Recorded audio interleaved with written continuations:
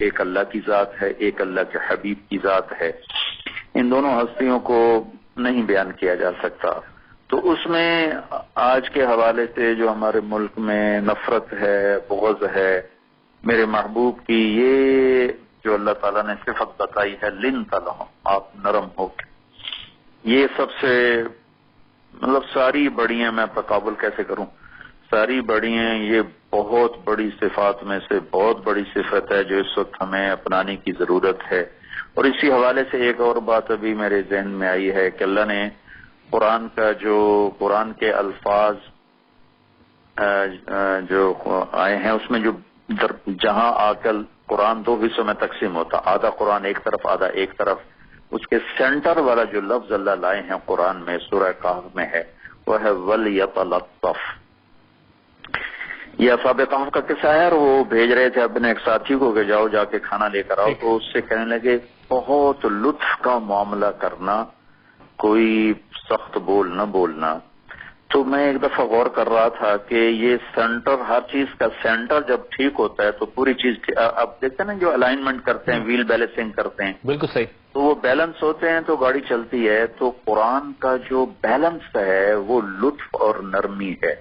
تو گویا پوری شریعت کا جو بیلنس ہے وہ لطف اور نرمی ہے، اور نرمی کی انتہا کو لطف کہتے ہیں، محبت کی، نرمی کی، ہمدردی کی، درگزر کی آخری جو تعبیر ہے وہ لفظ لطف ہے۔ اللہ اپنے بارے میں کہتا ہے وہ اللطیف الخبیر۔ تو قرآن بھی اپنے اندر، قرآن نے بھی، اللہ تعالیٰ نے قرآن کے ذریعے سے بالکل درمیان میں لفظ لطف کو لا کر یہ پیغام دیا۔ اور پھر ایک اور حدیث یاد آئی، اللہ کے نبی کا فرمان ہے کہ لو کان الرفق خلقا لما رأى الناس خلقا احسن منه، اگر نرمی کی اللہ کوئی شکل بناتا تو کائنات میں اس سے حسین شکل کوئی نہ ہوتی۔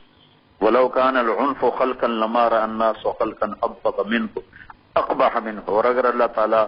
سختی کی کوئی شکل بناتا تو اس سے زیادہ بدصورت شکل اور کوئی نہ ہوتی۔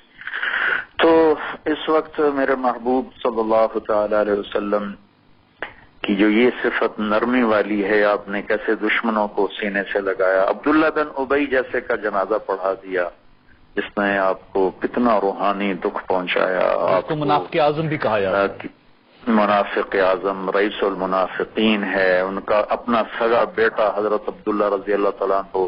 انہوں نے کئی دفعہ آ کر پوچھا یا رسول اللہ مجھے اجازت دے میں اپنے باپ کو قتل کر دوں، تو آپ فرماتے تھے نہیں، تیرا باپ ہے، اس کی عزت کر،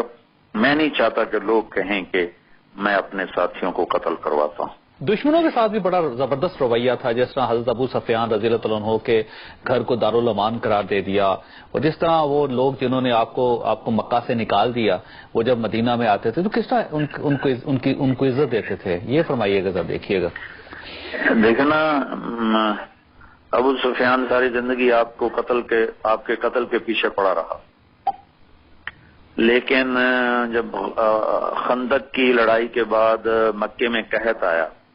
اور خندق میں کتنی تکلیف آئی، وَإِذْ زَاغَتِ الْأَبْصَارُ وَبَلَغَتِ الْقُلُوبُ الْحَنَاجِرَ،